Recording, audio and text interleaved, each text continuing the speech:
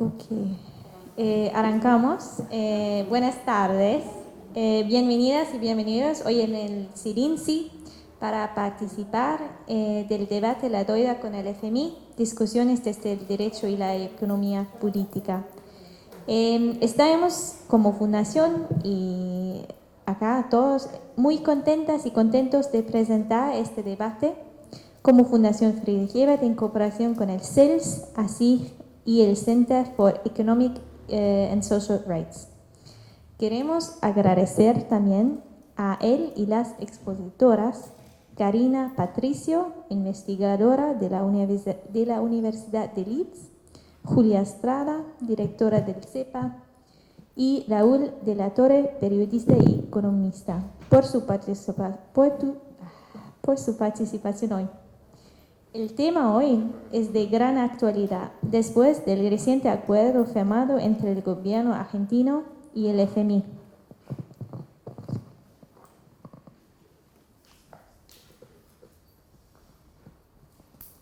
Por ese objetivo, el debate es para reflexionar desde el derecho y la economía política las implicancias del endeudamiento externo argentino con el FMI en la economía, el trabajo, la sociedad, las políticas, es decir, en la vida de todas y todos.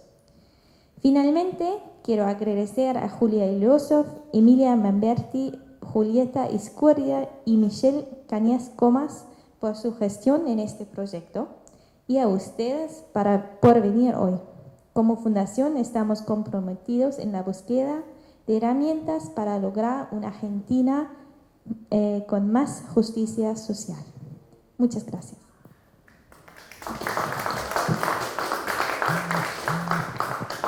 Bueno, muchas gracias Melina, muchas gracias a las y el panelista. Yo simplemente sumarme a la bienvenida de parte de ASIG, que es una de las organizaciones co-convocantes.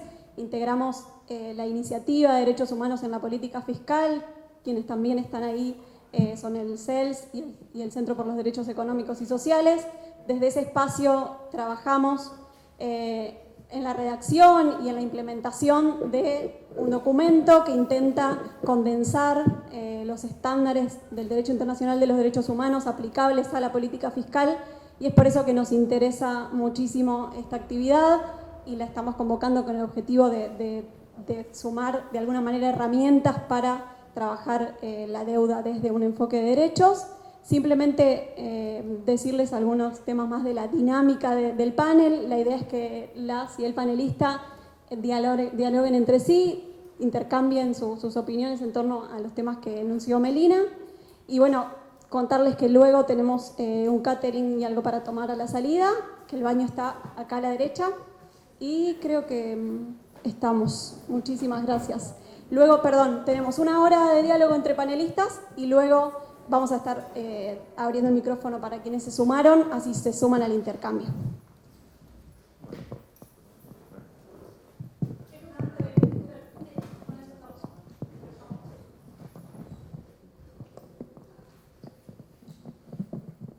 Hola, ¿qué tal?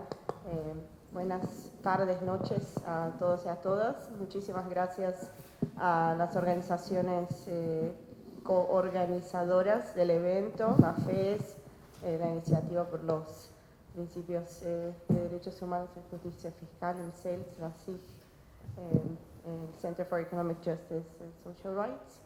Y bueno, es un placer estar acá en esta casa tan linda. También muchas gracias a CEDINSI por la bienvenida. Unas breves notas, o sea, en caso de que, digamos, no, tal vez creo que mis copanelistas son mucho más famosos y conocidos que yo, entonces, o sea, digamos, estoy acá básicamente porque, bueno, investigo temas del sistema monetario internacional, sistema financiero internacional, el FMI. Bueno, digamos, este evento es la conclusión de un taller que hemos realizado de lunes a hoy sobre deuda externa, que es el motivo por el cual estoy en Argentina, que ahí hemos reflexionado sobre temas tanto de derecho contractual, privado, de temas de deuda, del sistema centro-periferia de las jurisdicciones. Hemos reflexionado sobre el sistema de Bretton Woods, su colapso y por qué estructuralmente genera desigualdad entre el norte y el sur global. Reflexionamos sobre la necesidad de reformar esas reglas, cómo se relaciona eso con las crisis de deuda y la relación entre eso y los derechos humanos. Y estoy acá a raíz de todo eso. También hace unos 3 meses más o menos publiqué un working paper sobre la cuestión del acuerdo stand-by de 2018, donde junto con mi coautor Chris Marsh hemos básicamente argumentado que el stand-by del 2018 violó el Tratado Constitutivo del Fondo.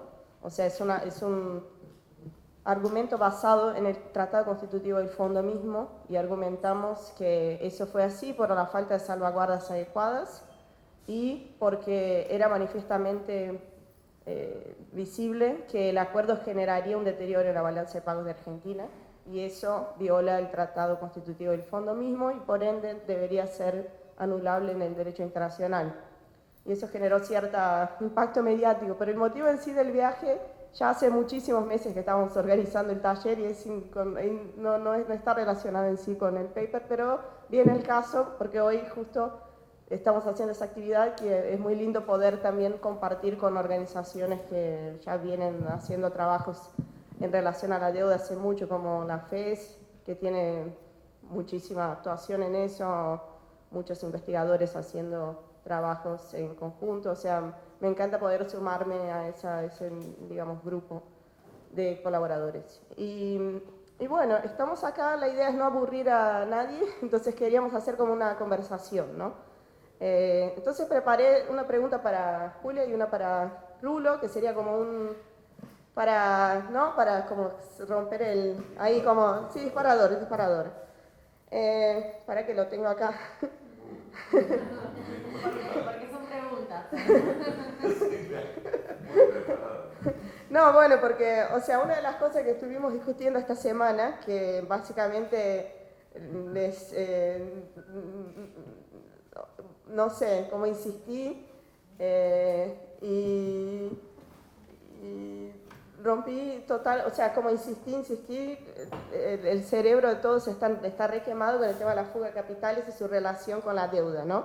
O sea, hablamos mucho de la relación entre la apertura de la cuenta de capitales, la liberalización, la fuga y su relación con la deuda. Entonces, Julia es una especialista en economía del desarrollo y bueno, seguramente es un tema que te apasiona y te convoca mucho. Entonces, desde ese lugar, o sea, como el endeudamiento está tan relacionado con la fuga, quería preguntarte qué explica el nivel de fuga de capitales de la Argentina, ¿no? Porque es un país, o sea, de ingresos medios, emergente, donde el nivel de fuga es extraordinario a nivel comparado. O sea, ¿qué pasa en Argentina que la fuga es tan significativa? Algo que vimos ahí los que estaban en el taller se acordarán, vimos una tabla con la cantidad de reservas acumuladas por los países desde los 90 en adelante, porque claro, cuando fue la crisis asiática a finales de los 90, la actuación del fondo fue, digamos, dramática en Asia, en los países. A partir de ahí los emergentes empezaron a darse cuenta de que para no depender del fondo habría que juntar reservas a un costo alto, ¿no? Se junta reservas a un costo alto, tanto porque eso implica una transferencia de recursos del sur al norte global, porque las reservas se juntan con treasuries, ¿no? O sea, son títulos de deuda, y también hay un costo de oportunidad de juntar reservas, que es no poder usarlas para inversiones productivas, para infraestructura, para la transición de bajo carbono, todo, pero eso es visto por los países como menos peor, menos malo que depender del fondo. Y bueno, viene juntando reservas. Vimos una tabla en el taller que Argentina es el último país de las tablas de emergentes, o sea, en términos de cantidad de reservas, en relación al PBI. Y eso está muy relacionado a la fuga, porque no es que no entran divisas argentinas, es que se van. ¿Qué explica eso? ¿Qué pasa? ¿Y qué hay que hacer para prevenir ese fenómeno? ¿Qué reformas hay que hacer? institucionales, legales, no sé, bueno, amplia la pregunta por ahí. Bueno, arranco. Lo primero a decir es que la pregunta que vos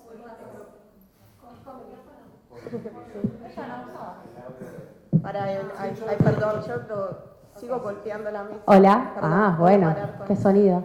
No, lo primero a decir que me parece importante, porque quizás acá todos pensamos igual o no lo sé, que es que la pregunta que ella está haciendo es la pregunta que se hace un sector de la economía política, que es que parte de un diagnóstico que asume que el problema en la Argentina es que le faltan dólares, porque hay otro sector de la economía que piensa que el problema en la Argentina es que le faltan pesos.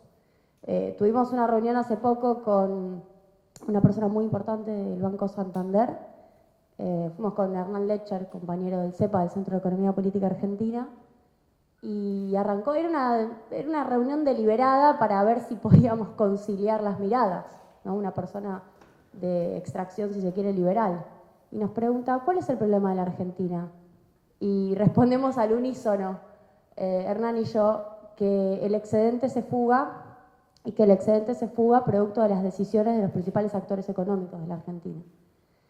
Y el tipo quedó, porque además tenía buena fe en su pregunta, quedó paralizado. Porque claro, le dimos vuelta al diagnóstico. En realidad el diagnóstico es que Argentina tiene déficit fiscal para gran parte del mundo de la economía. Por ende, lo primero que quiero marcar es, cuando uno se hace esa pregunta que está haciendo Karina hoy, en realidad lo que hace es poner el dedo en el nervio, ¿no? En el nervio del problema de la Argentina. Porque en general lo que venimos haciendo hace muchos años es esquivarle, es encontrar la tangente, nunca ir al problema y tratar de trabajar sobre los síntomas de ese problema. Estoy volviendo un poco la cañana, pero vamos tocando el síntoma, ¿no? Es el problema del déficit, es el problema y el problema es que nos faltan dólares, con lo cual, bueno, afinidad electiva con la pregunta que plantea Karina, por eso estamos acá, claramente, es lo que con el Centro de Economía Política Argentina venimos planteando. Ahora bien, cuando uno hace esa pregunta y se la quiere responder, también aparecen de nuevo las dos bibliotecas.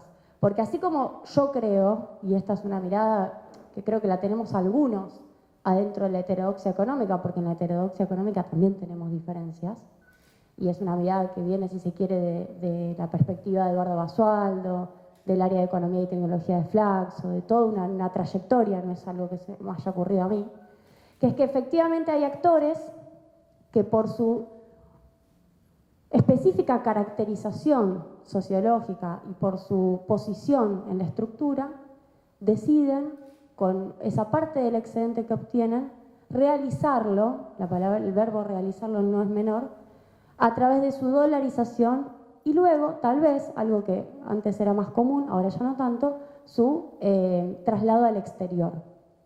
Te digo porque la dolarización y enajenación de ese excedente del circuito productivo ya alcanza para que sea fuga. Puede estar en el exterior y ser todavía, si se quiere, más complejo en términos geográficos, pero hoy en día en el mundo global enajenar el excedente alcanza. Y hay una decisión de los actores que tiene que ver también con una comprensión de qué tipo de clase dominante tenemos, qué tipo de configuración empresarial tenemos, cuál ha sido nuestra historia. Ahí Enrique Arceo tiene un trabajo muy interesante que yo siempre lo menciono, es complejo, que es la Argentina y la periferia próspera, y cuenta la configuración de la clase dominante en Argentina, muy similar a otros países de América Latina, una clase dominante terrateniente, latifundista, rentista, básicamente, ¿no?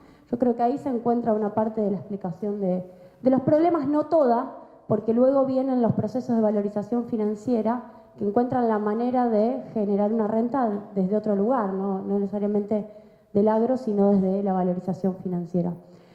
¿Y qué es lo que ha producido que Argentina pierda su excedente? O sea, que pierda el valor generado por las y los trabajadores durante décadas. Que Argentina no pueda tener un proceso de reinversión de ese capital y que tengamos que resolver muchas veces los problemas de falta de dólares con procesos devaluatorios que han sido, por cierto, parte de los programas del Fondo Monetario Internacional desde 1958 para acá, y que esos procesos devaluatorios han incidido negativamente sobre la estabilidad de nuestra moneda. Y la estabilidad de nuestra moneda, la desestabilización, si se quiere, el valor de nuestra moneda en relación al dólar, nos llevó efectivamente a lo que algún liberal llamará a perder moneda, a perder nuestra moneda o a perder nuestra confianza sobre el valor del peso.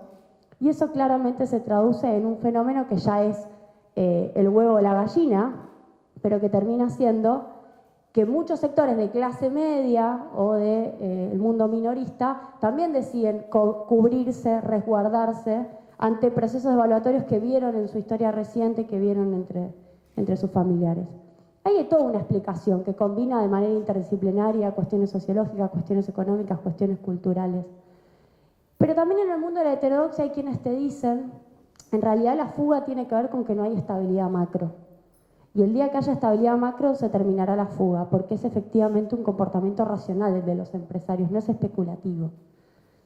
Y yo coincido en que hay una cuestión racional al día de hoy, porque en algún punto, ¿cuáles son las garantías de la estabilidad macro si estamos cada distinta cantidad de años cambiando el rumbo económico porque o gana la derecha o ganan los proyectos nacionales y populares?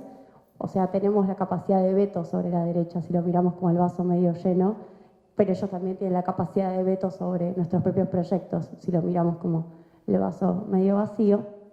Entonces esa estabilidad macro se te va como agua entre las manos.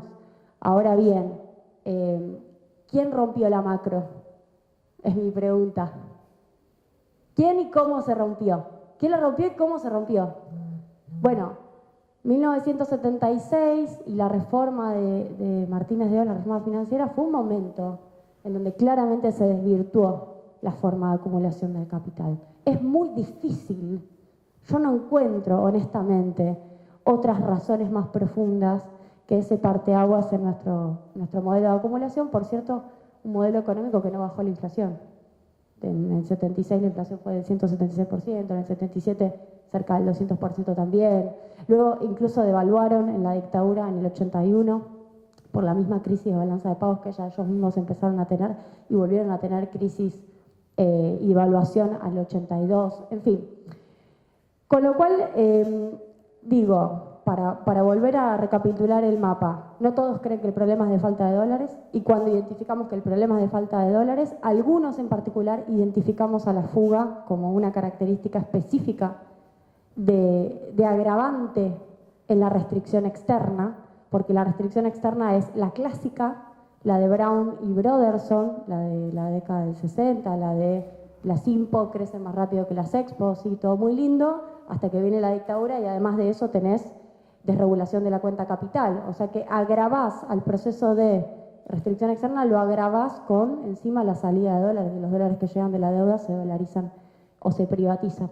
Digo yo, para que no nos corran con la palabra a veces de fuga. Acá se puede hablar de fuga, pero en algunos lugares mejor esquivar y no darles el centro, ¿no?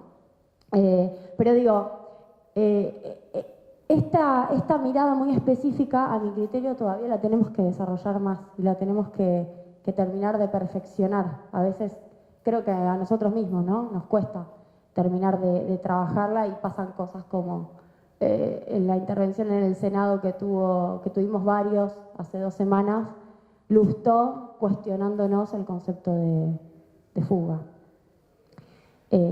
Corriéndonos con que en realidad es un problema de dolarización y que fugar es salir del país. Y eso no es así.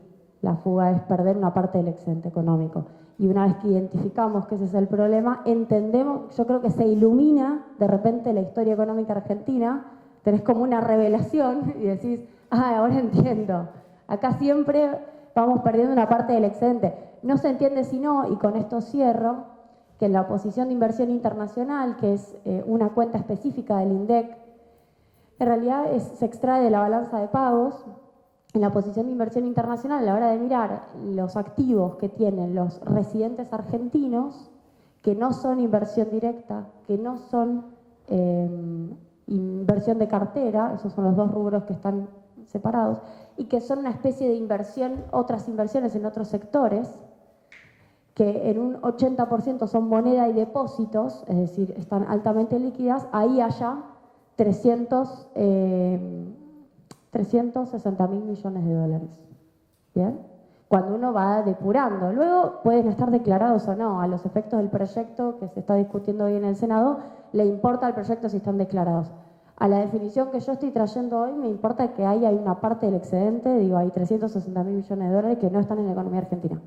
Y que se cortó el proceso de ahorro-inversión, el que nos dijeron los estructuralistas, Raúl Prebisch, que nos decían, hagamos los esfuerzos, incluso a costa del salario real, hagamos el esfuerzo y acumulemos. Argentina tiene que ahorrar, porque ese ahorro va a la inversión. Bueno, no pasó. Ahorramos a costa del salario y ese ahorro no fue a la inversión. Se transformó en moneda extranjera y el pasaje a la inversión no ocurre. Creo haber respondido una parte, ¿no? O no sé si todo. Sí, o sea, sí, responde muy bien el por qué. ¿Y qué hay que hacer entonces?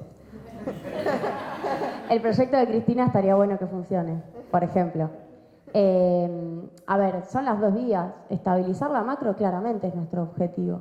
Yo no creo que nos tengamos que parar en un lugar de, bueno, eso no sirve para nada. No, yo quiero tener menores niveles de déficit, menor financiamiento monetario del Banco Central del Tesoro, yo quiero una estabilidad en el tipo de cambio, yo quiero todo eso. Ahora, también quiero que los dólares que podrían acumularse en un proceso de desarrollo productivo, porque nos falta la acumulación originaria de nosotros, nos falta que vuelvan y podamos acumular, que esos dólares aparezcan. Pueden aparecer fundamentalmente trayéndolos de los que están, no quiero decir afuera, pero de los que están sin haber pasado la inversión, pero también podemos hacer distintas cosas, como por ejemplo construir un gasoducto, que vendría muy bien, que hoy se anunció de hecho el gasoducto, y ahorrar dólares. Digo, hay una serie de cosas que podemos hacer para eso. Bien, muchas gracias. Bueno, ahora le pregunto a Bruno y así vamos haciendo, no sé, ustedes fíjense, pues como... bueno, o sea, un poco para echar un poco de discusiones, ¿no? Una pregunta más estructural y ahora una más digamos, coyuntural en relación al acuerdo, que es el tema de este panel, digamos, en el FMI, ¿no? El acuerdo. Una cosa que también estuvimos discutiendo esta semana, que es que las condicionalidades tienen un carácter dinámico, o sea, al momento de negociación de un acuerdo con el FMI hay condicionalidades que los países básicamente reflejan en el memorándum de entendimiento y memorándum de políticas económicas y sociales. Me acuerdo, bueno, dos memorándums que el país encamina al fondo para la decisión del fondo de prestar a un país, y ahí se reflejan condicionalidades de distintos tipos. Pero además tiene un carácter dinámico porque también se pueden sumar a las revisiones. Y acá es muy importante esa cuestión en este acuerdo, posiblemente porque, bueno, esto ya es una opinión, algo positivo del acuerdo es que hay, digamos, hay un compromiso ahí de bajar los subsidios energéticos, pero más que eso, digamos, no hay como compromisos muy específicos en relación a ajustes específicos más allá del sector energético. Hay un compromiso general de bajar subsidios, un compromiso general de bajar transferencias. Pero digamos que eso tal vez se relacione con la necesidad que hubo de aprobar ese acuerdo en el Congreso también, ¿no? O sea, digamos, hay un equilibrio tal vez en la negociación que se logró, que así lo ve el gobierno, supongo yo, que sería, bueno, logramos frenar reformas estructurales que podrían venir en la forma de condicionalidades, como no sé, por ejemplo, una reforma jubilatoria o laboral o lo que sea, o sea, por un lado. Por otro lado, el FMI pensará, bueno, legitimamos el stand-by de 2018 con un nuevo acuerdo, y, o sea, es como un equilibrio. Pero eso, las condicionalidades tienen un carácter dinámico y se asuman en las revisiones. Algo que vimos en el taller también es una investigación cuantitativa de una ONG que se dedica a temas de deuda, se llama Eurodad, donde hacen un estudio de todos los préstamos otorgados por el fondo en el 2016 y 2017 y calculan todas las condicionalidades, suman en todos los programas y cuántas se sumaron en las revisiones. Se encuentran que en promedio 1/3 de las condicionalidades se suman después. o sea, durante las revisiones. O sea, es sustancial la cantidad de condicionalidades que se suman después. Entonces, pensando en eso, digamos, en el contexto de ese acuerdo, ¿cómo ves, o sea, el tema de las revisiones? ¿Qué tipo de condiciones crees que podrían sumarse? ¿Y qué respuesta el gobierno y la sociedad en general, civil, las organizaciones sociales, distintos sectores de la sociedad, deberían darle a esas exigencias que se podrían llegar a sumar durante las revisiones? Sí, interesante punto este tema porque, como dice Karina, uno de los aspectos políticamente más interesantes, más importantes de este acuerdo con el fondo es justamente este carácter dinámico que tiene el proceso. No es, si no firmamos nos quedamos de este lado, si firmamos quedamos del otro y se acabó el partido, se definió el partido. No es así, y yo creo que inclusive mi punto de vista, esto es dinámico desde el principio, porque ahora se discutía sobre si aceptamos le decimos que no al fondo y aceptamos el default y bancamos las consecuencias. Esto yo creo que debería haberse decidido hace 2 años, cuando digamos, entramos en una etapa de negociación y prenegociación, y ahí debería haberse planteado como alternativa. Es decir, voy con esta negociación, pretendo lograr esto, puedo resignar algunas cosas, no todo, y si no tengo un acuerdo voy a tener un default. Entonces, 2 años antes me empiezo a preparar también para el default. Yo doy un ejemplo claro. ¿Ustedes se piensan que después de entrar en Ucrania, Putin se sorprendió con las sanciones económicas que le aplicaron? ¿O las tenía pensadas por lo menos 4 o 5 años? Cuando llegaron las sanciones, le ha dicho, pero faltan 2 o 3, seguro que van a venir más, porque las tiene absolutamente todo pensado y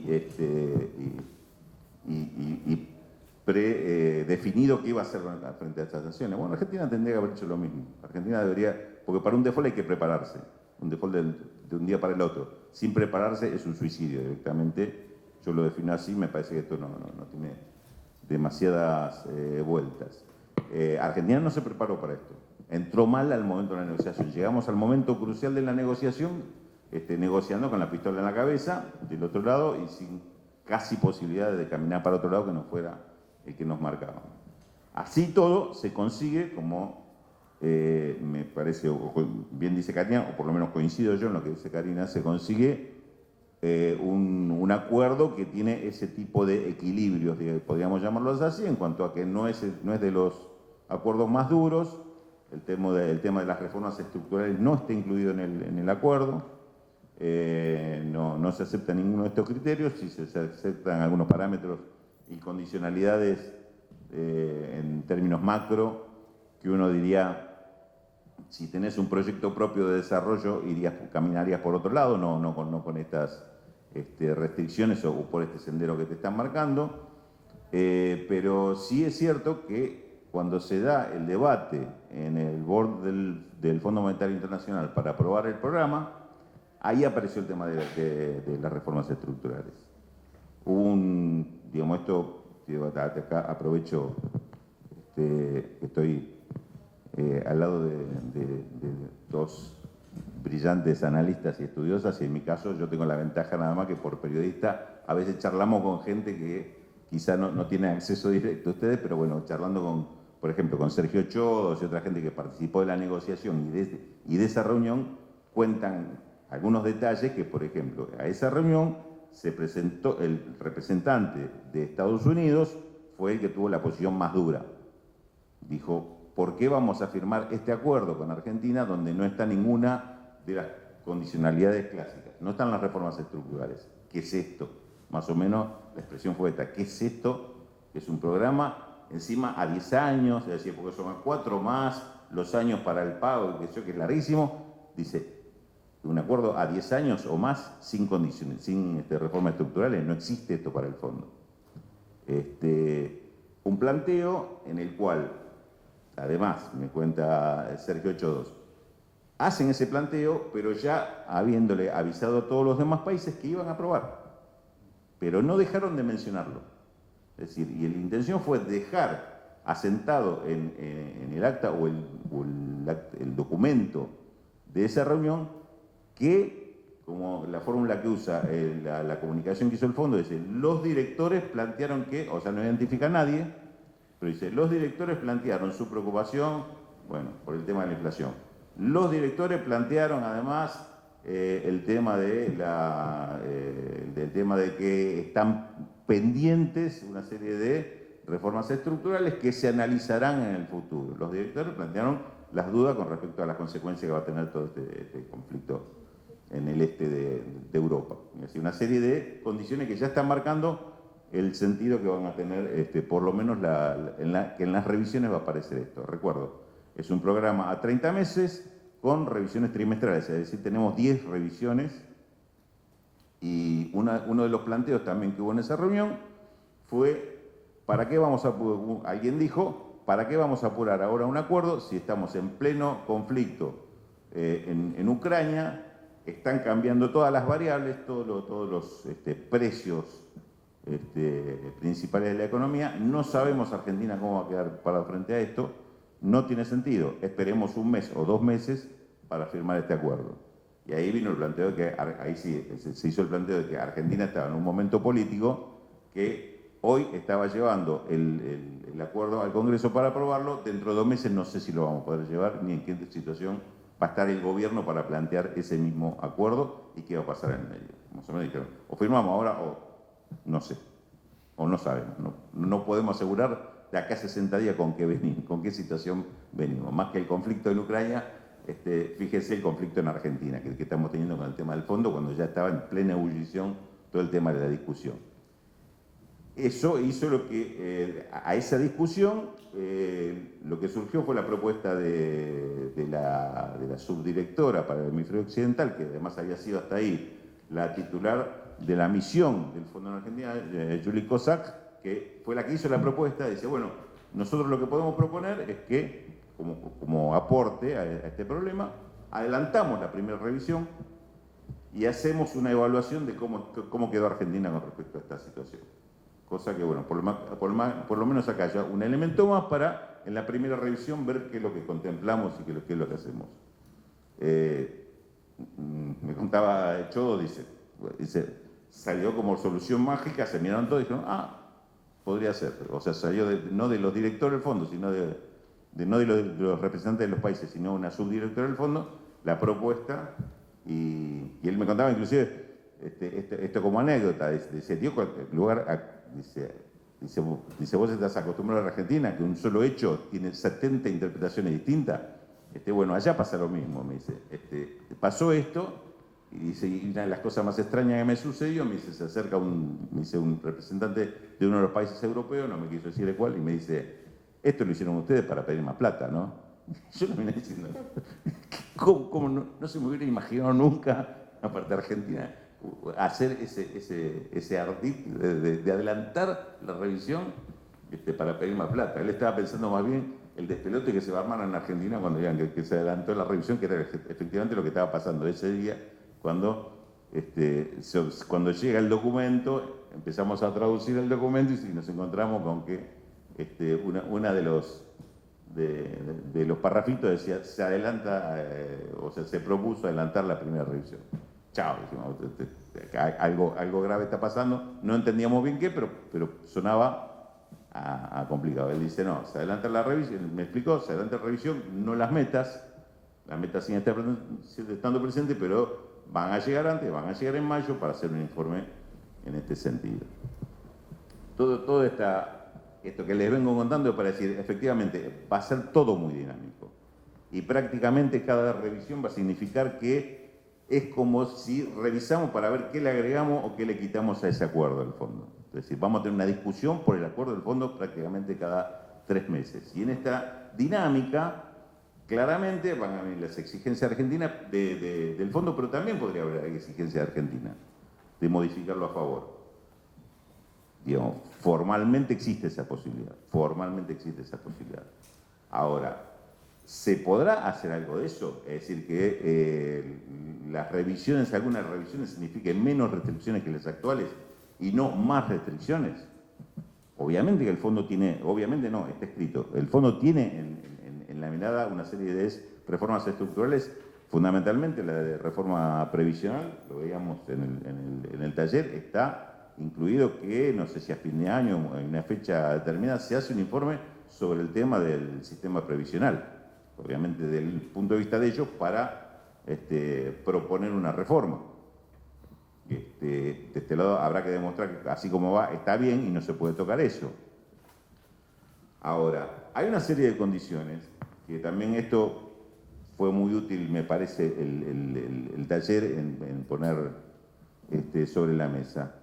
Que acá hay una serie de discusiones, que esto no es solamente un mano a mano con el Fondo Monetario Internacional a ver hasta dónde se corre la línea, sino que se ponen en juego muchos derechos, que no son solamente los derechos del acreedor frente al acreedor por cobrar, frente al deudor que marca algunas condiciones por las cuales no puede pagar.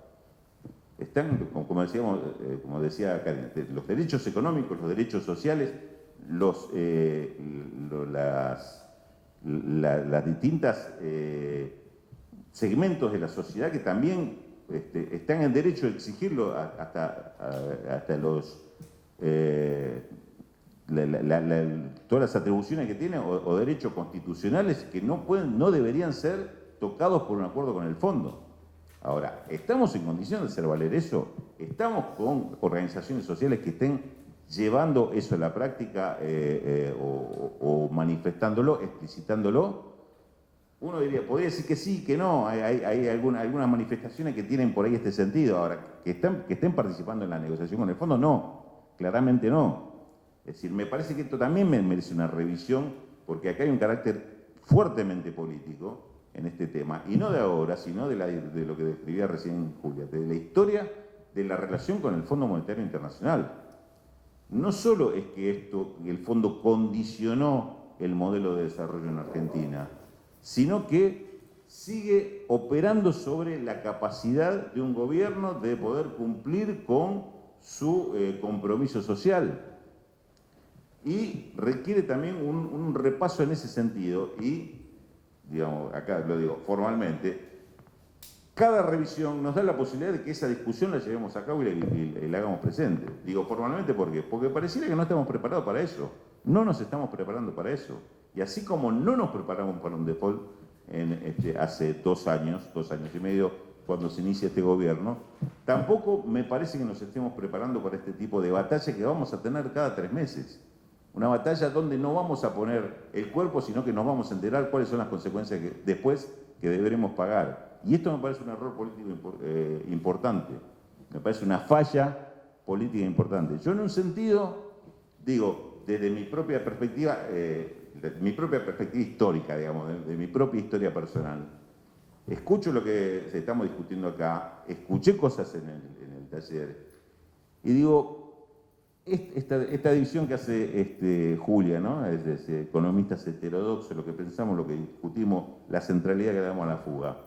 Esto para mí es un tema presente desde los años 80. Yo empecé en el periodismo en el 78, plena dictadura, y con Martínez Dios en el Ministerio de Economía, y ya en ese entonces, por la poca formación o la formación que tenía en ese momento, percibía que acá está habiendo un cambio estructural absolutamente nocivo, negativo para la gente. Estos se están imponiendo un nuevo modelo de país, y cada una de estas cuestiones, la reforma de la Ley de Entidades Financieras del 77, la Ley de Inversiones Externas, es decir, cada uno de esos era un capítulo donde se ponía un pilar de ese nuevo modelo económico. Y eso lo veíamos y lo discutíamos medio reservadamente y en secreto, porque yo ya tenía militancia, pero estábamos en dictadura. Estas discusiones eran absolutamente clandestinas, este tipo de tratamiento. Pero venimos de esa historia, y temas como la deuda, la importancia política de la deuda externa, la importancia de la fuga, pasaron décadas y nunca tuvo la centralidad política que hoy tiene este tema. Entonces en eso a mí me da mucha satisfacción decir, bueno, por fin estamos discutiendo públicamente lo que para nosotros era un discurso de locos, de qué estás hablando, pues no se entendía nada. Y aparte, agrego, y con absoluta sinceridad, me da muchísima alegría que profesionales jóvenes sean los que nos están marcando cuál es la realidad de esto, cuál es la lectura histórica que hay que hacer de esto, cuál es la lectura desde el punto de vista del derecho que hay que hacer de esto. Y ahora mi ansiedad es cómo hacemos para incorporar todo esto a la discusión política. Porque, Karina, te digo que todo lo que se trató en el taller, lo que vos planteaste, y recién lo hablaba con alguna de las compañeras de acá, yo digo, lamento por un lado y por otro lado digo, ¿qué se hace para que, y esto será parte de alguna pregunta que te voy a hacer después, ¿cómo se hace para que esto se incorpore al debate político? ¿Cómo se hace para que estas cuestiones del derecho económico internacional, del tema del choque que explicabas muy bien en el taller, que hay entre las exigencias o reclamos de un acreedor frente a lo que son los derechos humanos y las convenciones que existen de derechos humanos que el país firmó y están absolutamente pasados por encima por este tipo de acuerdos? Yo a Karina la conocí a partir de conocer su trabajo sobre, que recién mencionó ella, la publicación que hicieron con Chris Marsh sobre el tema de la posibilidad de plantear la nulidad del acuerdo del año 2018. Y a través de un, creo que amigo o conocido común, Pedro Vizcay. Estás un poco corto con el... Que está bien. Decía, a través de Pedro Vizcay, que me puso en contacto con ella, me dice, ¿te interesa? Cuando vio que publiqué algo del trabajo, me dijo, ¿te interesa ponerte en contacto con ella? La conozco, y así fue que empezamos a charlar de estos temas. Ahora, ese trabajo es revelador de eso, justamente, utilizando los propios tratados del fondo, dice, no cumple con sus propios tratados este acuerdo. Esto que le está provocando al país, lo hizo con, lo digo con mis palabras, a conciencia de lo que iba a provocar, las consecuencias que iba a tener esto. Y esto son elementos que no se usaron en Argentina para discutir el tema. Se usaron desde algún lugar político, un planteo, pero esto debería haber sido parte de las herramientas, de la caja de herramientas que se utiliza al momento de la negociación. Claramente. En esto está faltando todavía, nos está faltando ese tipo de capacidad de decir, bueno, ¿cómo me junto con todos estos instrumentos? ¿Qué tomo del derecho o de los especialistas para decir desde dónde doy esta pelea? ¿En qué lugar doy esta pelea? Porque aparte no es una pelea en una mesa de un lado del fondo y de un lado del gobierno argentino, sino que esta pelea se tiene que dar en otros ámbitos. El fondo es un organismo nacido de las Naciones Unidas a través del acuerdo de Bretton Woods. Esto se debería discutir en un plano más democrático, que es las Naciones Unidas, porque el fondo depende de las Naciones Unidas. O sea, esto, algunos ni lo conocíamos y otros que lo conocían lo olvidaron. Pero, digamos, este tipo de cuestiones, donde la negociación, y esto desde el plano del derecho creo que lo conocemos todos, y sobre todo aplicado al derecho laboral, la negociación entre una parte débil y una parte muy poderosa, que es esto, no se puede permitir que la negociación sea mano a mano. Hay una serie de legislaciones que protegen al débil justamente para que en la negociación no quede en situación de tal debilidad que termine siendo un sometido, no un acuerdo lo que está sucediendo. Bueno, con el fondo también pasa esto, y hay legislación que protege estas cuestiones a países con el tema de la deuda soberana. También hay otras que juegan en contra, por ejemplo, y cuestionable, como por ejemplo que la jurisdicción sean los tribunales de Nueva York con deuda privada, y etc. Pero me parece que son cuestiones, me fui un poquito del tema, pero no tanto, porque digo, cuando vamos a una revisión, vamos otra vez a una negociación, y deberíamos plantear todas estas cuestiones. Bueno, a ver, revisemos el acuerdo. ¿En qué pensamos que afecta esto o condiciona nuestra política social? Tenemos una inflación espantosa que está generando unos niveles de desigualdad terribles, con consecuencias sociales gravísimas. Si la ponemos en perspectiva, son realmente muy preocupante el panorama que tenemos. Bueno, vamos a la negociación del fondo con esto. Yo tengo que salir de esta situación. Y hay un gobierno que tengo que dejar las manos libres, además de la habilidad de que tenga las herramientas necesarias para salir de esto, por lo menos para intentar salir de esto. ¿De qué vamos a hablar? De restricciones para que cumpla con determinados parámetros, para que el acreedor no siga dando plazo. Me parece que estas son las cuestiones que habría que plantear desde el lado de Argentina, desde el lado de la sociedad argentina, en las revisiones. Con suerte incierta, sin ninguna duda, no es que uno plantea y dice, no, me planto acá y esto va a salir así porque yo quiero. La suerte que va a tener eso es incierto, pero en la discusión, este debate hay que darlo, y esta es la forma, me parece, que todavía se necesita generar conciencia en Argentina de que estos elementos son los que se deben juntar por una discusión, entonces sea una discusión verdaderamente soberana la que estemos dando con el fondo y se sepa qué es lo que estamos defendiendo, qué derechos estamos defendiendo y de paso saber qué es lo que están diciendo del otro lado, a qué están dispuestos a qué nos quieren someter desde el otro lado y que eso es una discusión política en serio y como toda discusión política, cuanto más sean los que sepan de qué se trata, más democrática va a ser. Bien, perfecto. Creo que voy a sumar algo a eso de lo que son las revisiones, ¿no? Yo creo que estoy totalmente de acuerdo que, o sea, eso de la reforma previsional, bueno, eso lo vimos en el taller, yo creo que estoy de acuerdo, se va a plantear. ¿Para qué van a pedir un informe si no es para posteriormente agregar eso como condición? ¿Qué más? Bueno, tal vez eso, bueno, hay que ver. Pero estoy totalmente de acuerdo que hay que tener una agenda ante cada revisión. O sea, van a tener su agenda de condiciones y Argentina tiene que tener su agenda. Eso el gobierno no sé si se está preparando lo suficiente para eso. La sociedad en general se tiene que preparar, las organizaciones, para tener una contraagenda en las revisiones. Y yo creo que, bueno, la inflación estoy de acuerdo que es algo que hay que discutir.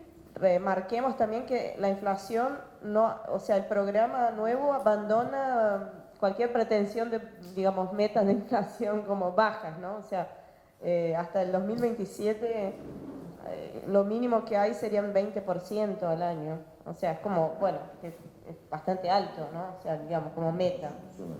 Asume inflación alta por 4 años. Claro, sí, alta, y es parte hasta de las presunciones como para que el análisis de sostenibilidad más o menos cierre. O sea, yo no soy macroeconomista, pero bueno, no sé, es lo que escuché también en relación a eso. Pero, ¿qué quiere decir? Bueno, que hay que tener una agenda clara de las revisiones. Yo creo que ahí también es como que habría que tener una agenda de reformas generales en las condiciones del fondo, porque el fondo, determinadas cosas que se propusieron o que al menos se mencionaron, no sé hasta qué punto estaban realmente en la mesa de negociación, era por ciertas condiciones como bajar las sobretasas o eliminar las sobretasas, la tasa de interés, el plazo y demás, y son cosas que es difícil lograr como, digamos, como beneficio individual para Argentina, porque eso generaría que otros países también quieran la misma condición. Entonces acá habría que pensar en cambios en condiciones generales, o sea, una eliminación de la sobretasa en general, que por ende beneficie a Argentina, o sea, en ese programa, una disminución del interés o eliminación del interés y tal vez un programa de más largo plazo, que ahí se pueda reemplazar ese por otro, si fuera conveniente, digamos. Pero, o sea, habría que seguir haciendo ese tipo de reivindicación, y bueno, yo creo que, o sea, hay una comunidad internacional donde eso ya se discute, o sea, hay organizaciones a nivel internacional que lo están discutiendo, que ahí Argentina yo creo que tendría que recuperar su diplomacia financiera, ¿no? Que era algo que hizo durante el periodo donde se negoció, por ejemplo, los principios de reestructuración de deuda privada en el 2014-15, que fue una serie de resoluciones de la Asamblea de Naciones Unidas donde Argentina tuvo un protagonismo importante. O sea, ahí habría que recuperar esa diplomacia a fin de conseguir también una agenda de reformas como eso, que podría ser la sobretasa, la tasa de interés, la emisión de nuevos DEX, que en la práctica, derechos especiales giro, ¿no? Que en la práctica sería una quita, ¿no? Si hubiera una nueva emisión de DEX, en la práctica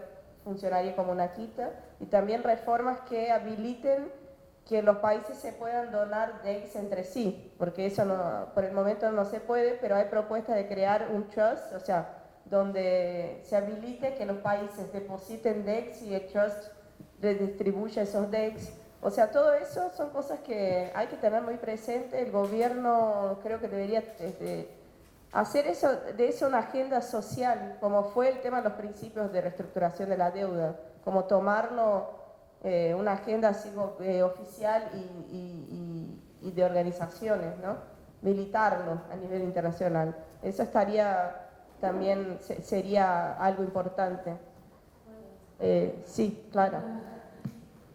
Para hacer algo de análisis en relación a este tema, ¿puedo polemizar un poco?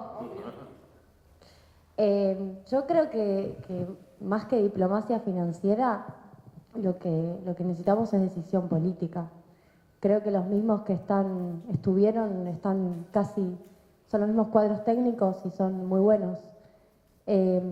Nos hace falta decisión política para hacer lo que planteaba Rulo, que es pensar a las revisiones como un campo de batalla y como un lugar en el cual podemos obtener algo, no solamente como el momento en el cual vamos a ver qué más nos arrancan, sino como el momento en el cual podemos pensar en construir la soberanía política que hemos perdido con un acuerdo que le da al Fondo Monetario Internacional una serie de atribuciones muy relevantes sobre la economía política.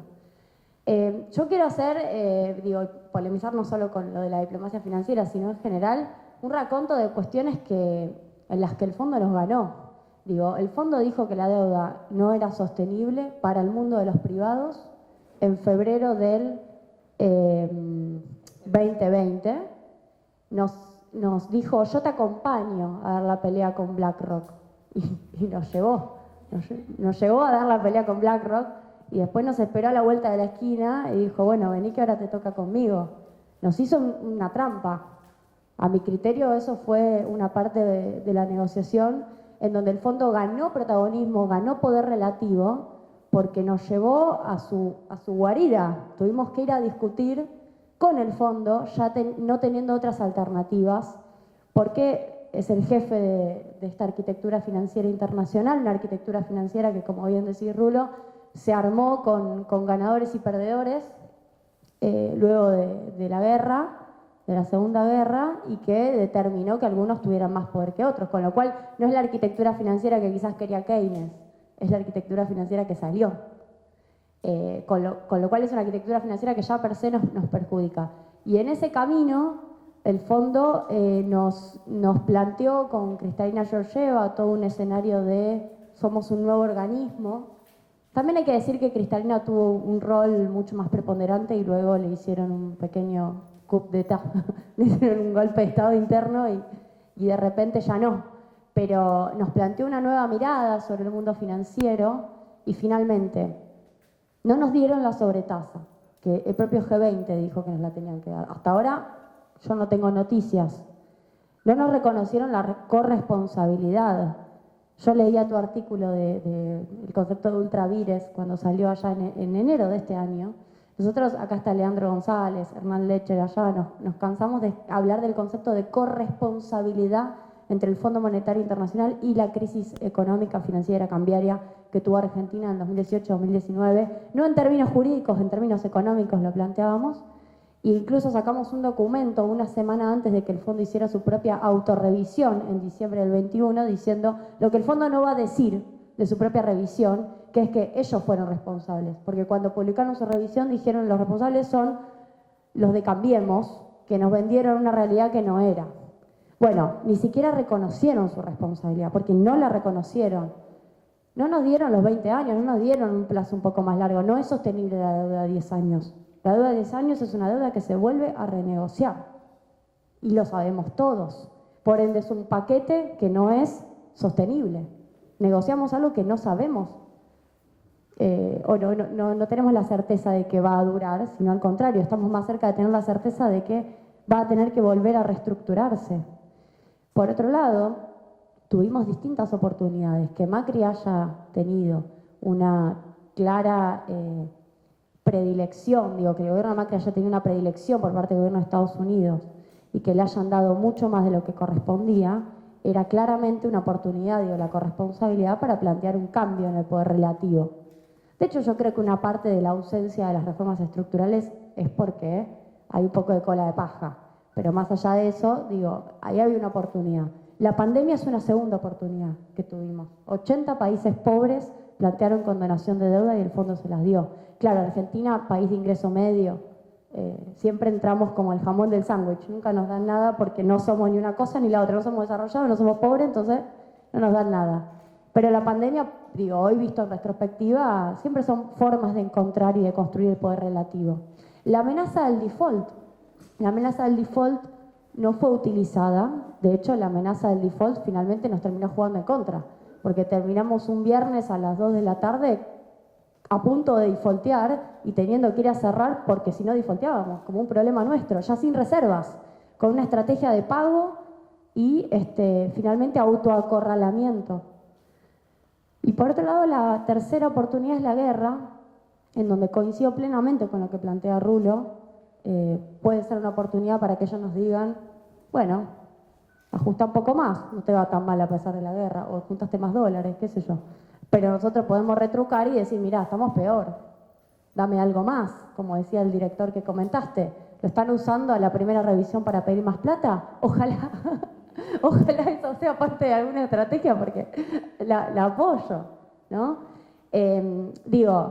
Estoy contando todo el decálogo de cuestiones en las que perdimos la batalla, asumiendo que esa batalla se dio, ¿no? Pero la hemos perdido.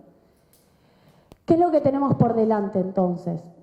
Antes de ir por eso, quiero mencionar 2 o 3 cuestiones importantes sobre el acuerdo porque si no me olvido de lo relevante. Es cierto que no hay reformas estructurales hoy, pero también es cierto que el board, cuando tuvo que discutirlo, como dijo Rulo, dijo: no me gusta que no haya reformas estructurales, y lo puso por escrito. Y habló específicamente del sistema previsional, lo cual no necesita mucha interpretación, a buen entendedor. Eso va camino a ser un pedido de reforma estructural. No se sabe cuándo, pero va a ocurrir. Entonces, no está ahora, pero además tenemos una ventana de 12 años por delante. Mucho tiempo. Por otro lado, la meta de déficit está muy concentrada en la cuestión energética para el 2022. La cuestión energética es justo el eje del problema en este momento. Lo era antes, incluso de la guerra, y ahora más todavía. La segmentación de tarifas puede funcionar para ser más justos, pero no para llegar a la meta de déficit, según cualquier estimación que uno vea sobre precio de gas. No hay una mirada sobre progresividad tributaria. Acá la miro a Julia Eliosov porque nos cansamos de hablar de justicia tributaria, de impuestos. Hicimos podcast, trabajo junto con CEPA, mostrando que el mundo planteó que la progresividad tributaria, el fondo, GeoGeva, la OCDE, el Banco Mundial, la CEPAL, no sé, cualquier organismo que agarren un documento del 2020, lo pescan así y se ponen a hablar de que hay que cobrarle impuestos a los ricos. Bueno, no hay nada de eso en el acuerdo con el fondo. Todas las herramientas de reducción de déficit son por vía del gasto. La única que aparece es la que plantea Cristina, que dice, bueno, juntemos la plata de quienes no la tienen declarada. La única cuestión de progresividad, que en realidad es traer dólares, porque no es tributaria, que aparece. La inflación tiene una perspectiva monetarista. Uno puede decir, sí, reconocieron la multicausalidad, todo muy bien, pero las metas son reducción de déficit, reducción de las transferencias monetarias al Banco Central, y bueno, estoy tratando de recordar, reconocen que los controles de precios son importantes, pero no aparece nada ahí en materia de un programa económico que ellos apoyen. Las retenciones se las pidieron a Macri, hoy no son un pedido del fondo. Digo, las retenciones se las pidieron a Macri en 2018. A este gobierno con precios internacionales por las nubes de los commodities no le piden retenciones. La cuestión de la definición de informes hacia adelante, ustedes mencionaron muy bien el informe previsional, también hay un informe que pide la desregulación de las tasas de interés, es decir, que no haya esta conexión entre las tasas activas y las tasas pasivas, que hoy son una regulación que volvió a poner el sistema financiero en Argentina con el Banco Central como regulador, y salir del cepo. Dicen que hoy no, pero que quieren un informe para ver cómo hace Argentina para salir del cepo. Bueno, todo eso está escrito, de hecho, en el acuerdo. ¿Cuáles son para adelante, cuáles son las discusiones que tenemos? Yo en esto digo, soy derrotista, pero también quiero mirar para adelante. O sea, creo que el fondo ganó muchas batallas a pesar de haberse mandado el moco que se mandó, igual ganó mucho. Cuando uno piensa en el 19, yo recuerdo las discusiones del 19, en donde a mí muchos me decían, no, el fondo viene con la cabeza gacha a negociar con nosotros porque es un desastre lo que hizo con Argentina y nos va a conceder porque ellos quieren tener un acuerdo para que no les defaultemos, porque somos el 30% de su cartera, así que negocian y se van. Bueno, no. Hicieron una estrategia muy inteligente y terminaron llevándose muchas cosas. ¿Quién paga la deuda? Es la discusión. Cristina se adelantó, lo planteó hace meses. ¿Quién la paga? Ya está, estamos acá, estamos adentro, podemos patalear, pero el fondo está acá. ¿Quién la paga? Significa efectivamente evitar que el pueblo argentino pague con consecuencias económicas. ¿Cómo hacemos para no perder todavía más soberanía económica sobre las decisiones en las próximas revisiones y en lo que queda? Eso es para adelante. ¿Y cómo hacemos para que los argentinos finalmente vivan mejor? Porque nada de eso está en el acuerdo. O sea, el acuerdo tiene todo menos cómo hacemos para vivir mejor, cómo recuperamos el poder adquisitivo y, permítanme la última, cómo hacemos para ganar las elecciones con el Fondo Monetario Internacional y con una serie de condicionamientos que, por ejemplo, para el 23 nos impiden incluso mejorar la situación en ese año en particular. Creo que esos son los tres ejes de nuestro campo nacional y popular y de nuestros desafíos en el corto plazo, y coincido con Rulo, y también vos lo decías, Karina, tenemos que prepararnos para eso, porque ya ocurrió, el acuerdo ya ocurrió. Bien, ¿qué hacemos? Sí, dale.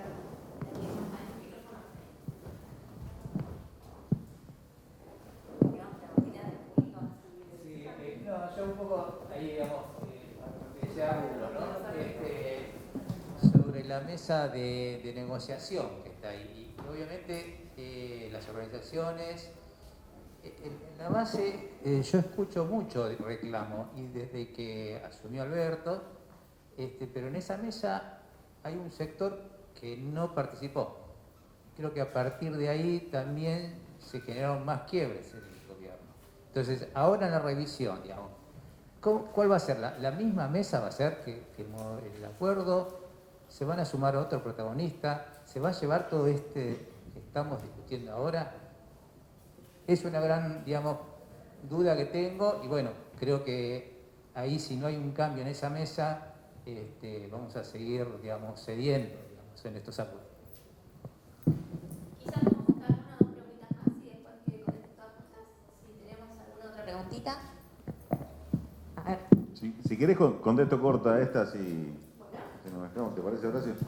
Perdón.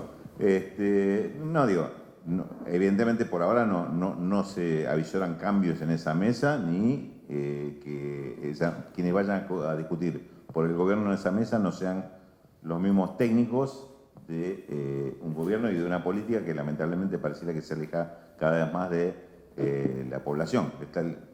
Le estamos hablando no desde los problemas de la gente, le estamos hablando desde una concepción macroeconómica que cada vez, y yo creo que la inflación es el gran factor que aleja la situación social, la situación de vida de la gente, de discutir de estos grandes temas desde el concepto macroeconómico. Yo sí creo que eso es necesario transformarlo, es necesario cambiarlo, empezar a meter en la discusión este tipo de cosas, y esto que estamos diciendo acá como algo compartido, hacerlo un concepto que sea comprendido y compartido por la mayoría, que esa es una mesa de negociación de las condiciones sociales de la República Argentina. Entonces hay que ir ahí con una agenda, como se dijo acá, una agenda propia, que tampoco veo que se esté elaborando una agenda propia desde el gobierno, por lo menos no lo conozco. Entonces, digamos, plantear esas revisiones como una oportunidad de dar una pelea, de dar una negociación, una disputa importante, es un planteo que estamos haciendo acá, pero realmente no es lo que se avisora que este camino en ocurrir. Después sí te voy a dejar una pregunta, Karina, porque me interesa mucho esto. Si en tu experiencia observás que estos análisis, como el de ustedes y otros, que inclusive algunos me has enviado, si esto está produciendo algún cambio, si esto es tomado por los sectores políticos, no solo de Argentina. Pregunto si hay otro tipo de experiencia donde veas que esto provoca un interés en acercarse a esos nuevos planteos para decir, bueno, con esto voy a tener más herramientas para dar una discusión, para llevar la discusión con el fondo, abrirle la discusión con el fondo y que no sea un acuerdo simplemente de uno contra otro, sino otro tipo de planteo. Hay un concepto que tiraste en el taller, que recién lo mencionaste al pasar, pero es muy importante, este planteo que haces de que el Bretton Woods es un acuerdo roto, decías vos, un acuerdo que ya está partido eso. Eso no existe para la realidad actual y lo seguimos respetando, y las instituciones de Bretton Woods siguen siendo parte de esa casta dominante del mundo, y siguen marcando las reglas. Digamos, esto me parece cuestiones que hay que meterse para entenderla y decir, a ver, ¿con qué herramienta doy esta discusión? Me parece que el aporte que hacen ustedes es muy importante en el sentido, están dando muchas herramientas para la discusión, pero no veo que esas herramientas sean utilizadas por el sector político. En todo caso te lo dejo, porque por ayer creo que Horacio quería hacer otra consulta. Una preguntita breve para cada uno, ¿sí? Para Julia. Invocaste toda una tradición de pensamiento económico que a mí me resulta muy afín, pero te quiero consultar sobre un punto que tiene que ver con la idea de fuga, que tiene que ver con la idea de enajenación. ¿Cómo repensar este problema en el contexto de un capitalismo, de un capital globalizado, a donde diversos estados lo que hacen es justamente buscar las formas de capturar esos excedentes, ¿no? Yo soy un lego en materia de economía, pienso un poco, mi modelo es el que planteaba algunos años John Holloway en Un capital, muchos estados, ¿no? Entonces, digo, la idea de enajenación no es tributaria de cierto nacionalismo desarrollista que quedó medio desfasado respecto de las condiciones del capitalismo global. Esa sería una pregunta. Una pregunta para Karina. Me intriga mucho qué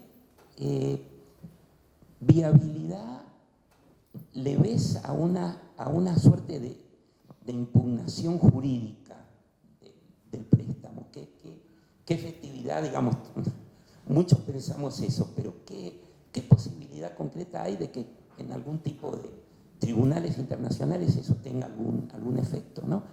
Y una pregunta breve para Raúl. Vos hablaste de cierta negociación a último momento que nos puso en un callejón sin salida y que para un default hay que prepararse con tiempo, como lo hizo Putin. Mi pregunta sería, ¿tiene la Argentina espalda económica para hacer la gran Putin desde acá, desde este rincón del sur? Y lado B de mi pregunta, ¿tiene espalda política para soportar un default? Son un montón de preguntas. ¿Quieren contestar? Bueno, arranco. No, es una gran pregunta, no esperaba menos. A ver, los fenómenos de fuga, hay varios trabajos. Hay un trabajo de hace poco que publicó Claxo, si no me equivoco, una compilación de un libro. Tiene una dinámica sur-norte, es decir, Argentina es parte de un sur global al cual se le extraen sus excedentes. Con lo cual, sí, somos muy nacionalistas metodológicos los argentinos, nos encanta. Además tenemos ciertas particularidades, digo, nuestra macroeconomía está más rota que otras y tenemos más inflación. Pero el fenómeno del excedente que se pierde es bien del estructuralismo latinoamericano, la teoría de la dependencia. En el caso nuestro tenemos una característica que es la economía bimonetaria, y ese excedente yo digo se dolariza, pero se convierte en moneda extranjera y no lo podemos recuperar. Agravado efectivamente por la etapa actual en donde el proceso de globalización financiera hace que te condenen si vos querés restringir la libre movilidad de capitales. O sea, vos pones un cepo y te condenan. Te dicen no entra un capital si no puede salir. Lo cual tiene una base, ¿no? Hay muchas empresas y hay muchos grupos económicos, de sectores en particular, que te dicen yo no vengo si no puedo remitir utilidades, yo no vengo si no puedo salir. Ahora, la problemática argentina yo creo que mantiene un nivel de especificidad aún elevado. Nosotros tenemos esta formación de activos externos que menciono, uno de los niveles más elevados en el mundo. Es decir, el excedente que perdimos estamos entre el ranking de países que más excedente perdieron. De hecho, otro es Rusia. Y siempre pongo el ejemplo de Estados Unidos proponiendo salir a perseguir los activos rusos en paraísos fiscales como una manera de castigar a Putin. Muy loco, porque yo también quiero que nos castiguen de esa manera y persigan a los que nos ayuden. De cualquier manera, es un buen punto. ¿En qué sentido? En que hoy ha cambiado el mundo y que de repente, bueno, la globalización te lleva a que haya distintas maneras de perder ese excedente y no sencillamente la típica dolarización. De hecho, nosotros con el CEPA estamos haciendo un trabajo que hemos publicado una primera parte, ahora viene una segunda, sobre cómo se producen estructuras societarias de parte de los ricos más importantes de la Argentina. A partir de la lista de Forbes reconstruimos sus grupos económicos, intentamos ver cómo configuran las sociedades, algo que estamos haciendo con la FES, la Fundación Friedrich Ebert, que lo hacemos con mucho empeño hace ya 1 año y medio. Y lo que detectamos es que hay entramados societarios que se fueron complejizando particularmente a partir de la década del 70, pero te diría sobre todo en los últimos 20 años, en donde de repente tenés formas de extraer excedente, no a partir de dolarización, sino con precios de transferencia, remisión de utilidades encubiertas y demás.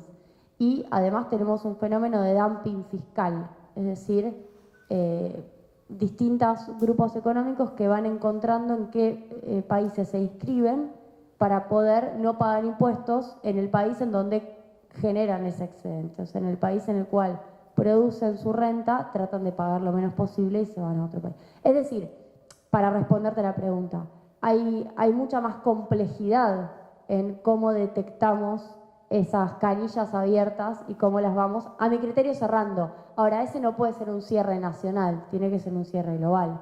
Por eso la discusión de Janet Yellen diciendo, bueno, 15% para todas las multinacionales está muy bien, por cierto, es medio bajo tal vez, pero fíjate que no avanzó. El debate sobre las guaridas, que lo plantearon después de la crisis del 2008, lo planteó Obama, lo planteó el primer ministro británico como una necesidad en el G20, se planteó en 2 o 3 G20 más, 2009, 2010, se abandonó. Las guaridas hoy siguen siendo un problema serio. Y Argentina es uno, por la investigación que hemos hecho, finalmente, es uno de los países en donde tiene la mayoría de sus ricos con asiento en las guaridas. No solo de sus riquezas personales, sino de sus empresas. Entonces, necesitamos una arquitectura financiera que claramente persiga las formas de evasión, pero también necesitamos que los incentivos locales y los castigos locales efectivamente existan, porque tenemos una clase rentista que se ha acostumbrado a realizar su renta de esa manera. Esta es mi mirada, ¿no? Desde ya que no es la mirada general que predomina en el mundo de la economía, está claro. Bien, tengo 2 preguntas y una reacción a la pregunta para Rulo, así que voy a tratar de ser lo más sintética posible, pero era, bueno, en relación a la pregunta de Rulo, ¿no? El nivel de utilización de las críticas que se hacen al post-Bretton Woods y, bueno, y cómo el fondo en ese sentido termina excediendo su propio mandato jurídico por condiciones estructurales que se relacionan con el paper del stand-by. O sea, ¿qué nivel de utilización hay por sectores políticos? Yo creo que, o sea, el momento en el que estamos es bastante complicado para que esto se produzca a nivel internacional, porque, bueno, América Latina está en una como malaise de falta de acción, ¿no? Como una paralización de, digamos, liderazgo, en gran parte por la situación en Brasil, supongo, bueno, más la crisis en Argentina, pero bueno, digamos, en Europa, con toda la situación que está pasando de la guerra y sus propias cuestiones internas, eso se complica, y lo que sí veo es una falta de, digamos, de expertise en países en desarrollo, y que también como que complica esa visión, como que complica movilizar diplomacia, como, y bueno, hasta el entendimiento mismo del problema, creo que complica.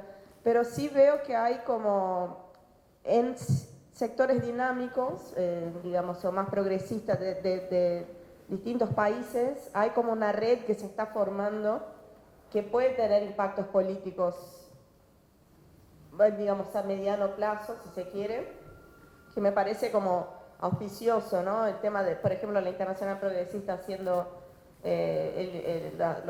la investigación sobre el fondo. Hay sectores dentro de Estados Unidos relacionados con la teoría monetaria moderna que están abriendo discusiones, o sea, son como abiertos a una discusión en relación a eso. O sea, que sí me consta. Y creo que ahora lo que sí hay que entender también es que estamos saliendo, o sea, es una situación donde la pandemia todavía sigue, pero ahora vamos a tener reacciones a eso en la forma de crisis de deuda que está pasando ya, digamos. Sri Lanka defaultó hace pocos días su deuda, o sea, economías en desarrollo donde eso va a suceder, o sea, por una cuestión hasta de la suba de la tasa de interés en los países centrales. O sea, yo creo que va a haber como una mayor apertura a diálogos multilaterales, pero ahí falta liderazgo político de países que tienen capacidad para liderar, y Argentina sería uno, porque Argentina es un país de ingresos medios, con expertise, con un montón de especialistas en eso. Hay países que no tienen esa cantidad de herramientas para liderar. Y, o sea, yo creo, en resumen, creo que hay posibilidades. Y también se abre a raíz de todas las sanciones que se están imponiendo a Rusia. Hay como una especie de guerra monetaria. Y no sé dónde eso va a parar, digamos. O sea, se abrió, hay una puerta que no sé si se puede cerrar. Es como una especie de orden de amigos monetaria.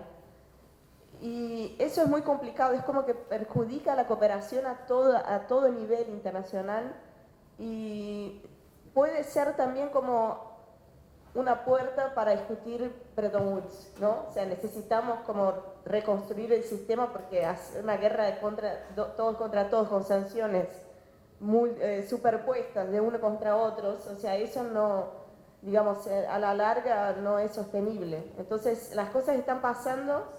Si bien es todo muy complicado por ahora, yo creo que nos abren las puertas para eso, y cada vez más veo artículos, no sé si es mi propio sesgo, porque uno cuando se obsesiona con algo lo ve en todos lados, ¿no? Yo estoy obsesionada con eso, entonces veo cada vez más discusiones sobre hay que reformar Bretton Woods, o sea, mucha gente está hablando de eso. En el Financial Times esta semana ahora había artículos, o sea, es como que hay algo ahí, hay algo, pero es inminente, no sé, como todavía no lo veo como algo que se esté siendo tomado por la política, pero puede pasar en algún momento en el mediano plazo.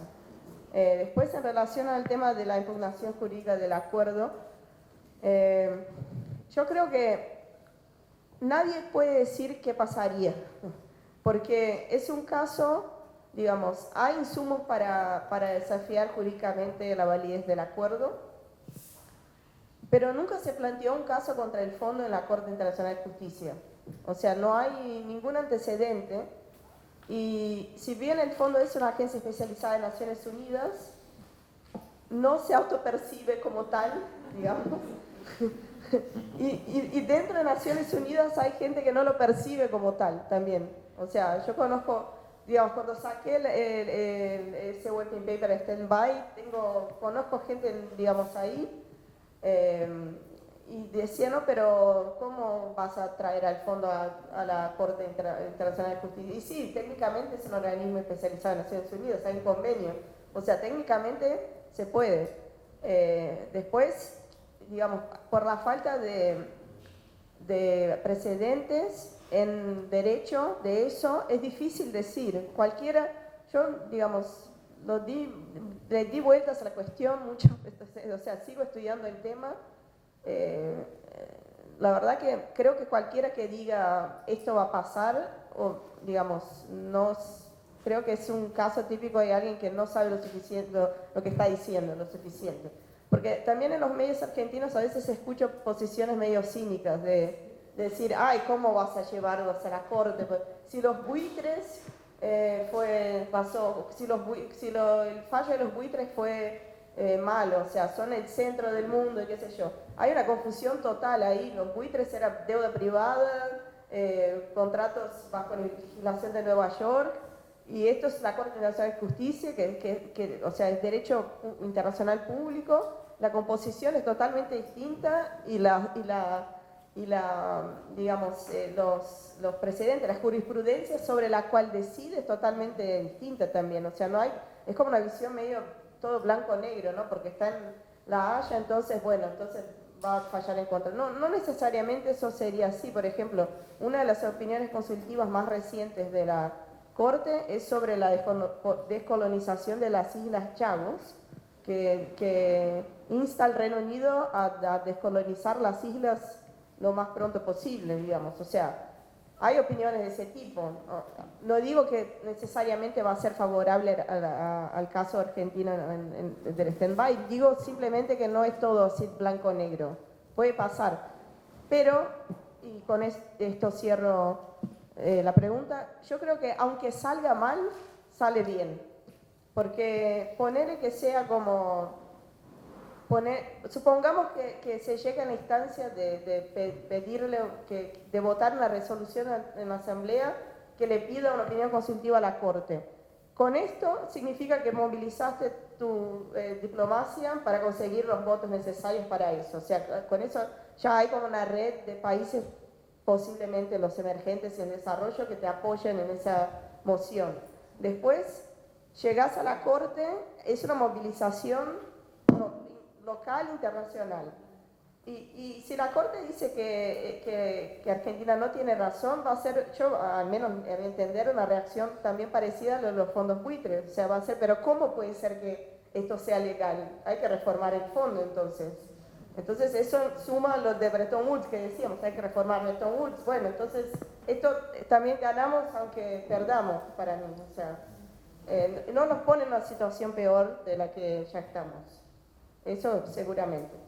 Después una pequeña reacción para lo que Rulo va a decir ahora, que era como si hay espalda financiera para el default, sería también para qué el default, ¿no? Porque, o sea, yo no, en principio no es que esté en contra, pero no podés estar en default indefinidamente, ¿no? O sea, hay que tener una estrategia. ¿Y para qué se entraría en default? No creo que hubo claridad en eso, así que se lo paso a Rulo para que... No, te agradezco porque es un buen pie para intentar darle una respuesta a Horacio, porque también en esto está la cuestión de si tiene espaldas política económica para soportar un default, y quién sabe. Digamos, no hay una respuesta que se pueda ser contundente ni para decir que sí ni para decir que no. Pero la base es justamente la reflexión a partir de lo que vos planteás. No sería un default por decisión argentina de que no pago, desconozco la deuda, sino que estoy en condiciones de pagar en determinadas situaciones, en determinadas condiciones, hacer el pago de la deuda. Si me van a exigir otras, no puedo pagar en esas condiciones. Este es el principio básico de acumulación de fuerzas para enfrentarse a una situación de default, porque, digo, si arrancamos del punto cero, seguramente las condiciones no están dadas, las relaciones de fuerza no te son suficientes, y vas a pagar todos los costos imaginables por caer en un default. Ahora, justamente, la política se trata de eso, de ir cambiando esas relaciones de fuerza, de ir modificando esas condiciones y de llegar a un punto donde políticamente por lo menos estés en condiciones de plantarte y decir, no, me llevas a esto, me obligás a ir hacia otro lado, a buscar otro camino. Y ahí me parece que el punto es ese, digamos, puesto en la situación que sería la situación de un país víctima de esa presión del Fondo Monetario Internacional, es de donde se pueden recoger otro tipo de,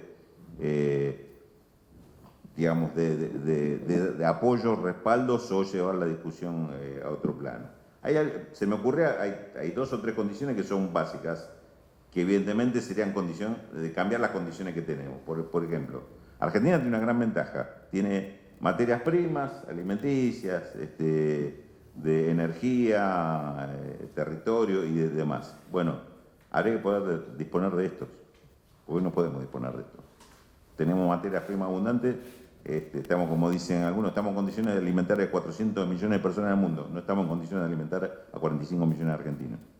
¿Por qué? Y porque lo que tienen porque son los dueños de los alimentos prefieren exportarlo y no darle comer o pedirte precio internacional para el mercado interno. Entonces, digamos, los dueños de eso, de esas materias primas y de la capacidad de producirla, no es la Argentina.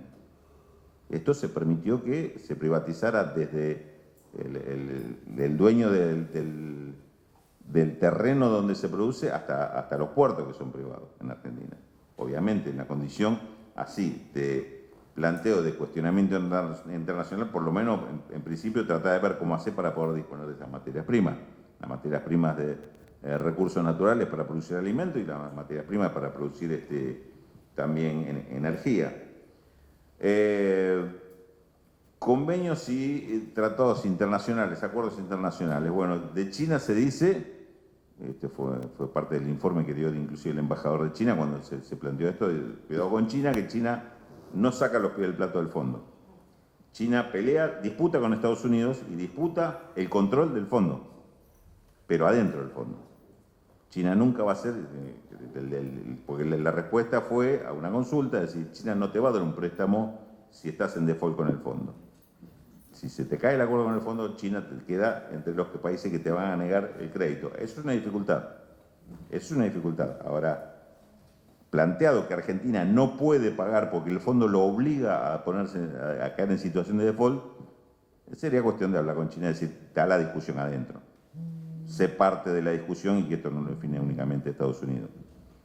Cambiás ahí también las condiciones de la discusión allá en la discusión de cúpula.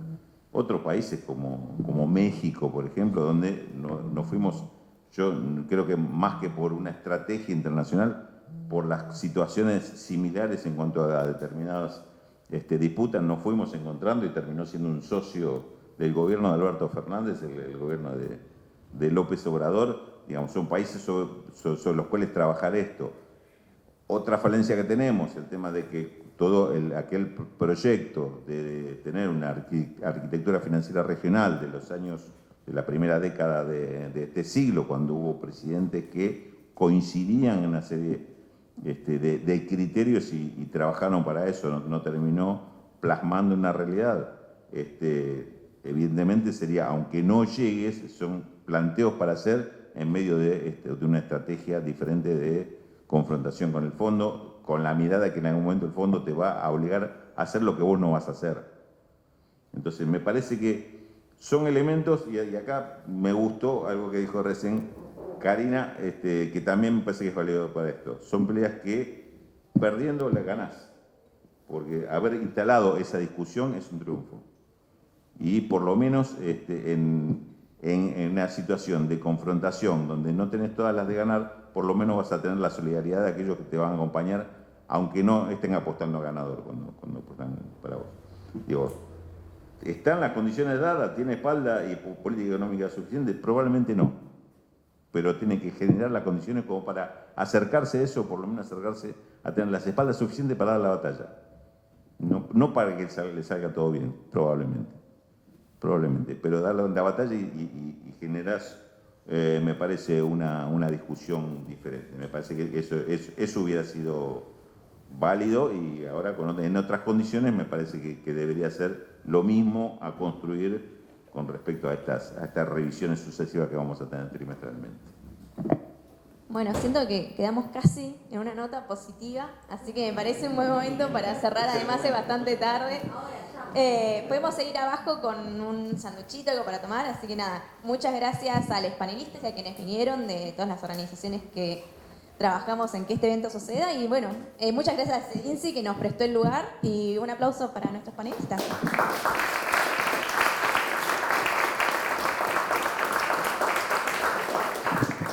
Y muchas felicitaciones por generar estos espacios de discusión tan necesarios. La verdad que es muy buena iniciativa.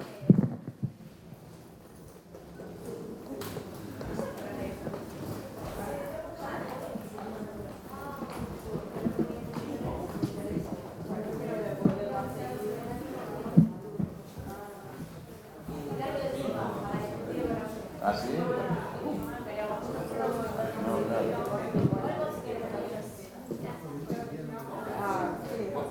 Virtual puede ser, pero no, yo no voy a... Claro, no, quiero venir más.